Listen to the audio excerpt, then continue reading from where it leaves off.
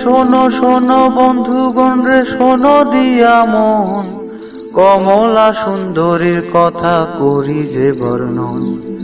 হিরণ্যগরের মেয়ে কমলা সুন্দরী, গুণের কথা কি কহিব, রূপ ছিল তার ভারী।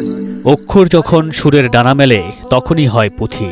হিরণ্যগরের সেই কমলা সুন্দরী কিংবা কারবালার বিষাদ সিন্ধু।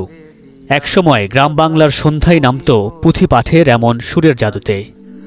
আরে হিরণ্যগরে ছিল এক রাজকুমার, কমলা সুন্দরীর সঙ্গে বিয়া হইল তার।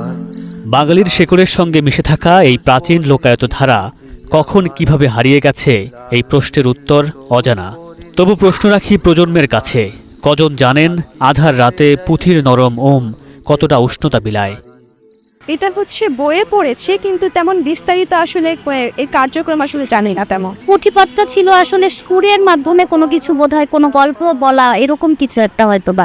আপন ছেলের পিতা মাটিতে শোয়ায়। প্রযুক্তির চাকচিক্য আর আধুনিক বাদ্যযন্ত্রের ভিড়ে আজ এই মরমী সুর যেন অনেকটাই ম্রিয়মান। আমরা ভুলেছি সুর করে কাসাসুল আম্বিয়া কিংবা হাতেম তাই পড়ার সেই মুগ্ধতা।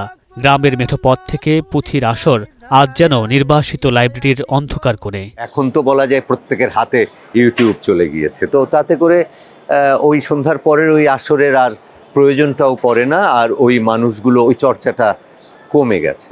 কিন্তু ওই যে একটু আগে বললাম আমি যে বনজীবী যারা, তারা কিন্তু এটা প্রতি বছর অন্তত একটা সময়ে এটা পালন করে। তবে কি ফুরিয়ে গেছে পুঁথির প্রয়োজন, নাকি এই যান্ত্রিক সভ্যতায় যখন মানুষের শিকড় আলগা হয়ে আসছে তখন এই পুঁথি গান হতে পারে আমাদের আত্মপরিচয়ের নোঙর? আসলে কিছু কিছু সাংস্কৃতিক ধারা মাঝে মাঝে একটু ঘুমিয়ে যেতে শুরু করে। ঘুমিয়ে যেতে যখন শুরু করে বা বিলুপ্ত হয়ে যাওয়ার পথে যখন রওনা দেয়, তখন আমাদের সচেতন মানুষের উচিত সেই সংস্কৃতির পুনর্জাগরণ করা। তো পুঁথি সংস্কৃতিরও কিন্তু পুনর্জাগরণ করা আমাদের প্রয়োজনীয়তার ভিতরে পড়ে, কারণ এটা আমাদের ঐতিহ্যিক ইতিহাসের অংশ।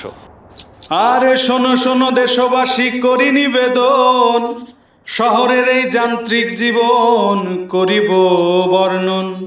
ফেসবুক আর ইন্টারনেটে কাটে সারা বেলা, ভুলেছি আমরা সেই মেঠো পথের খেলা। পুঁথি কেবল হারিয়ে যাওয়া অতীত নয়, পুঁথি আমাদের পূর্বপুরুষের যূথবদ্ধ জীবনের মহাকাব্য। বেঁচে থাকুক পুঁথি, বেঁচে থাকুক বাঙালির সুরলিপি।